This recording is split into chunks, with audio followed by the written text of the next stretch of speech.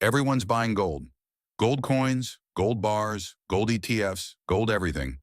Guys on podcasts telling you to convert your 401k into shiny metal like it's 1849 and there's a rush happening. And when the collapse hits, a real collapse, not a stock market dip or a bad Tuesday, they're going to starve with very shiny pockets. Here's what nobody in the gold bug community will tell you, because admitting it would destroy their business model overnight. In the first 90 days of any real societal breakdown, grid down, supply chain severed, government gone fishing, gold is practically worthless. You can't eat it. You can't drink it. You can't use it to stop an infection. And good luck finding someone who will trade a can of beans for a shiny rock when their kid hasn't eaten in 3 days. During the siege of Leningrad, 900 days, nearly 1 million civilians dead from starvation alone. You know what people were trading for? Bread, not gold rings, not jewelry, not family heirlooms passed down for generations. Cigarette lighters, matches, a jar of salt, a bottle of iodine. Items you could buy today for pocket change. The gold sat in drawers collecting dust while people froze to death 10 FT away from it. Because gold doesn't burn. Gold doesn't disinfect a wound. Gold doesn't purify a liter of river water so your kid doesn't die of dysentery. Gold is a promise, and in a collapse, promises are the first currency to fail. Today I'm going to show you 7 items combined cost under 50 bucks. Every single one has been battle tested in real collapses across 4 continents in a 100 years of history. These aren't theoretical. These aren't some prepper fantasy Pinterest board. These are historically verified barter currencies that turned ordinary people into the most valuable person on their block. And at the end, I'll give you the one barter rule that can literally save your life. Break it and you might not survive the trade. I turn chaos into checklists. If you want to be the one people come to when it all falls apart, not the one doing the begging, pay attention. Let's start with number 7 and work our way up to the single most valuable barter item in collapse history. Seed packets. Yeah, the $2 ones hanging next to the garden gloves at your hardware store. A single packet of heirloom tomato seeds contains roughly 25 to 30 seeds. Each seed, under halfway decent conditions, can produce a plant yielding 10 to 21 lb of tomatoes per season. That's potentially 500 lb of food from a $2 packet. Show me a stock that returns 250 times your investment in one growing season. During the Great Depression, victory gardens weren't patriotic propaganda. They were survival infrastructure. By 1943, those backyard plots were producing 40% of all vegetables consumed in the entire United States. 40% not from industrial farms, from regular people who figured out that the grocery store isn't a law of nature. But here's a more recent example that should hit harder. When Cuba entered the special period after the Soviet Union collapsed in 1991, and overnight an entire nation lost its food supply chain, its fuel imports, its fertilizer, everything. Urban farming became the difference between life and mass starvation. Havana went from 0 urban gardens to producing over 90% of its fresh produce within city limits. People were growing food on rooftops, in parking lots, in old tire stacks, in bathtubs filled with soil. And the people who had seeds, they didn't just eat. They became the most connected, most protected people in their neighborhoods. Neighbors brought them favors. Local groups offered security because they weren't trading a product. They were trading the ability to produce food indefinitely. That's not a commodity. That's a franchise. That's a permanent income stream from a $2 investment. Now here's the detail everyone gets wrong. And getting it wrong turns your food strategy into an expensive gardening disappointment. You need heirloom seeds, not hybrid. Hybrids, the F1 varieties, won't breed true. You plant them, they grow, but the seeds from that harvest genetic lottery could be anything. Heirloom seeds reproduce faithfully generation after generation. One packet becomes an infinite food source. Stock cool, dry, dark. Mylar bags with silica gel packets. Most vegetable seeds stay viable 3 to 5 years. Some tomatoes, peppers can push 7 to 10 with proper storage. Barter value moderate in week 1. Nobody's thinking about gardens while raiding the canned goods aisle. But after month 3, when people realize canned food runs out but gardens don't, seed holders become community kingmakers. The irony? The most valuable thing in a post-collapse world costs less than your morning coffee. But sure, keep buying gold coins. I'm sure the tomato plants will accept Visa. Seeds take months to pay off. This next one pays off in the first hour. Over-the-counter medicine and basic first aid. And I need you to really hear this next part. In a world without pharmacies, a simple infected cut, the kind you'd slap a Band-Aid on and forget, becomes a death sentence. Before antibiotics, the mortality rate for basic skin infections was between 10 and 30%. A paper cut, a scraped knee, a blister that popped wrong. Any of those could kill you. After Hurricane Maria hit Puerto Rico in 2017, the island's medical infrastructure didn't just get damaged, it evaporated. Pharmacies were either destroyed or emptied within days. Hospitals ran on backup generators until the diesel ran out, and then they ran on nothing. For months, not days, months, people with basic medical supplies became de facto community medics. A single bottle of ibuprofen was being split into individual pills and traded for meals, not the bottle. Individual pills, one pill, one meal. That's how fast boring medicine becomes priceless when the system that makes it boring disappears. During the 2020 Lebanon economic collapse, when the currency lost 95% of its value almost overnight, and a country that had functioning hospitals in January was rationing electricity by June, pharmacies became battlegrounds, not for opioids, for basic ibuprofen, antibiotics, and bandages. The boring stuff, the stuff nobody thinks about until they need it. And by then, there's a line around the block and the shelves are already bare. Here's your medical barter starter kit. Total cost under 15 bucks. Ibuprofen for pain, fever, inflammation. Acetaminophen, same targets, different mechanism, stock both. Diphenhydramine, that's Benadryl, for allergic reactions and as a sleep aid. Triple antibiotic ointment for infection prevention on any open wound. Butterfly bandages and adhesive sutures for when stitches aren't available. Electrolyte packets because dehydration kills faster than hunger. Rotate stock every 18 months. Barter value immediate and permanent. Medicine doesn't lose trade value over time, it gains it. Every day without resupply, your Tylenol becomes worth more. Right now, you can buy 500 ibuprofen tablets at Costco for about 8 bucks. In a collapse, each tablet could be worth a meal. That's a 500 to 1 return. Wall Street would commit crimes for those numbers. Medicine keeps people alive, but this next item keeps people human. Hygiene products. Soap, toothpaste, feminine hygiene products, toilet paper, razors. Here's what the tactical gear preppers never talk about. The psychological collapse that happens when people can't maintain basic hygiene. It's not vanity. It's the last thread connecting you to your identity as a civilized human being. Cut that thread and mental health spirals faster than food supplies. After the 2010 Haiti earthquake, international relief studies documented something that surprised almost every aid organization on the ground.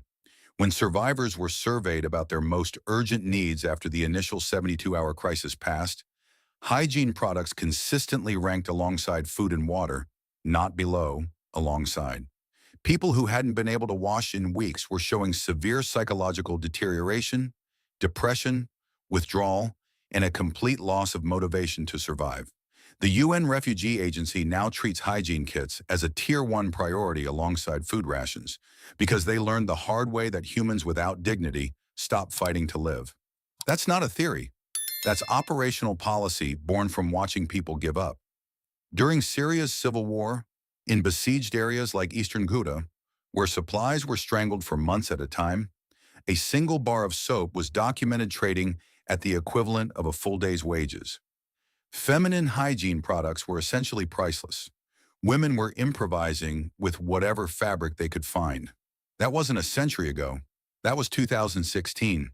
In a country that 10 years earlier had shopping malls and universities and a functioning middle class, collapse doesn't announce itself with a warning label, it just arrives. This is the easiest barter inventory to build. Just buy one extra every shopping trip. Bar soap lasts longer than liquid, works for hands, body, and laundry. Travel-sized toiletries are perfect individual barter units. Feminine hygiene products. Stock these even if you don't need them personally. They are a top 3 barter item in every documented collapse. Safety razors with extra blades. Disposables run out, safety razors don't. Barter value is consistently high immediately after collapse and emotionally charged, which means people will overpay. When someone hasn't brushed their teeth in 2 weeks, they'll trade almost anything for a tube of toothpaste. You're not selling hygiene, you're selling dignity. Dignity has no ceiling price. Imagine explaining to your grandkids that you survived the collapse because you had a suitcase full of hotel shampoos. That's peak raccoon energy. All right, seeds, medicine, hygiene, the foundation. But we're about to enter the top four, and this is where the barter math gets genuinely insane. Salt and spices. I know that sounds boring. Hear me out. Salt has been currency for over 5,000 years. The word salary comes from the Latin salarium, meaning sea salt money. Roman soldiers were partially paid in salt. Wars were fought over it. Kingdoms rose and fell over who controlled the salt routes. It's arguably the oldest currency in human civilization. And the reason hasn't changed. Salt isn't just flavor, it's survival. Technology preservation. Before refrigeration, salt was the only way to keep meat edible for months. Electrolyte balance. Your body literally cannot function without sodium. Wound cleaning. Saline solution is a basic medical tool. Food production. From cheese to bread, salt is a core ingredient. Here's one most people have never heard. In post-World War II Germany, during the years of occupation, before the Deutschmark was introduced in 1948, the black market ran on a handful of currencies. American cigarettes were the famous one. But salt, basic table salt, was traded at rates that would make your head spin.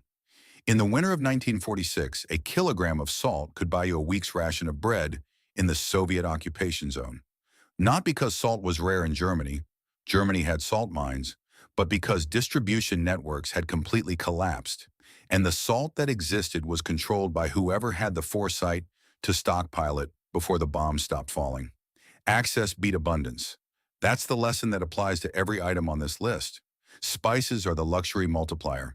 Hot sauce, pepper, garlic powder, these make terrible food edible.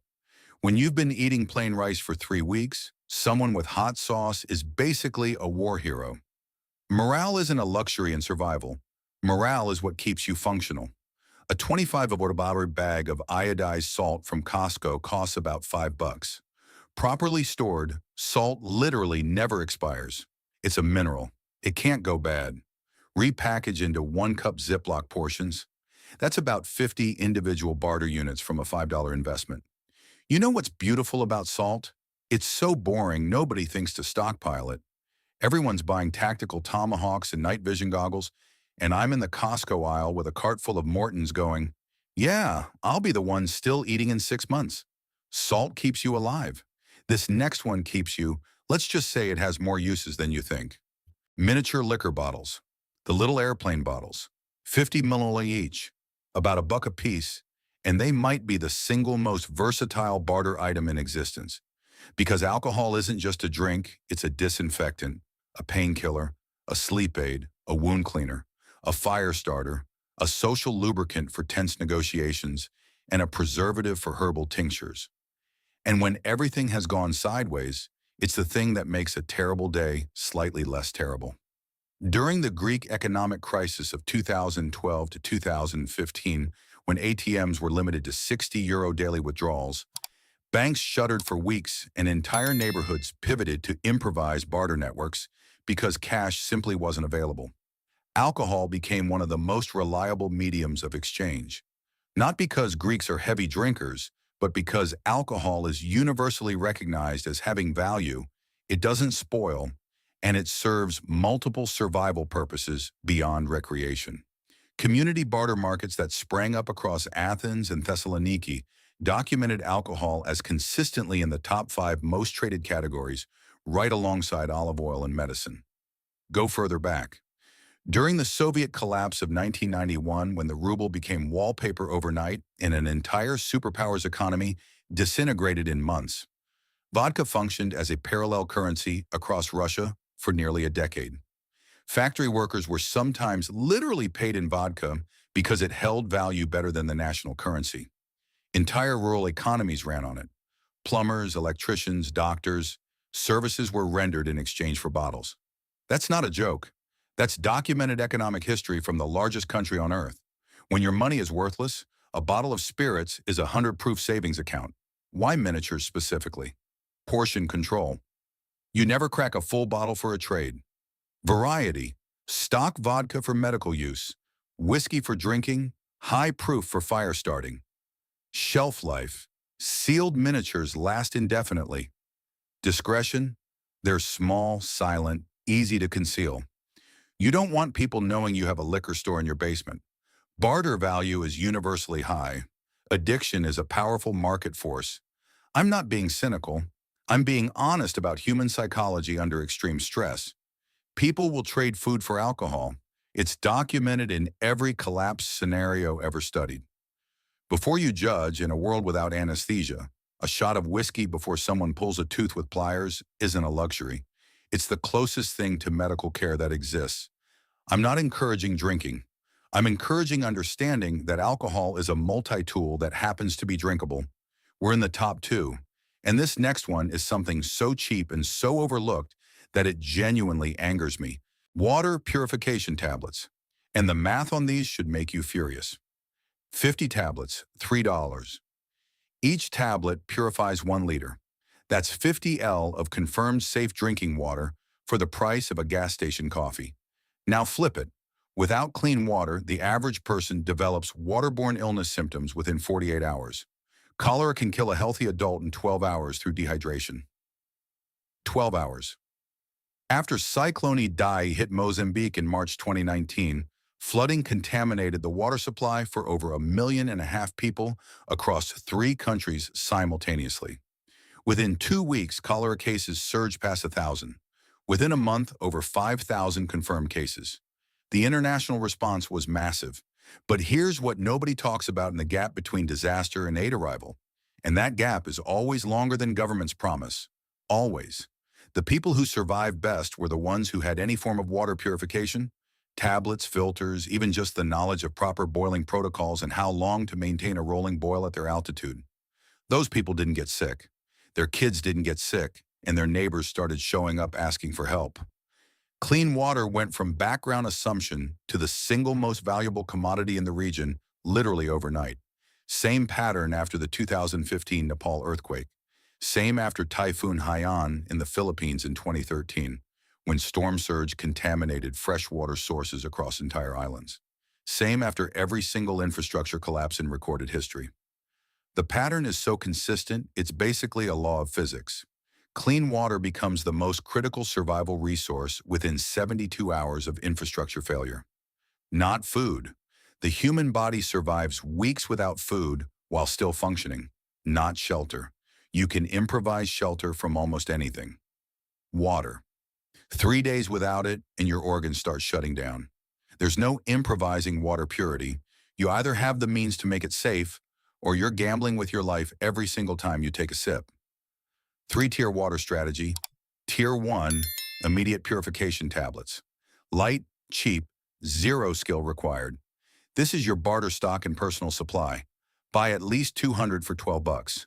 Tier 2, medium term, a gravity-fed filter like a Berkey or Sawyer for household volume. Tier 3, permanent knowledge. Build a charcoal filter from found materials. No boiling protocols. Knowledge is the one supply that can't be looted.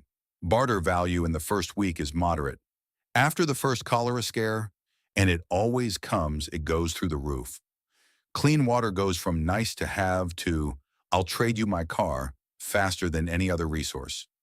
$3. People spend more on a pumpkin spice latte. If you don't have water purification right now, close this video, go to Amazon, order some, come back, I'll wait. Good. Now let's talk about the one item that changes everything. Disposable lighters. A $1 Bic lighter, the most humble, boring, overlooked object in your junk drawer. And in a collapse, it's worth more than its weight in gold.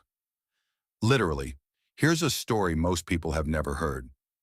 During the North Korean famine of the 1990s, known as the Arduous March, where an estimated 2 to 3 million people died of starvation, the state economy essentially ceased to function.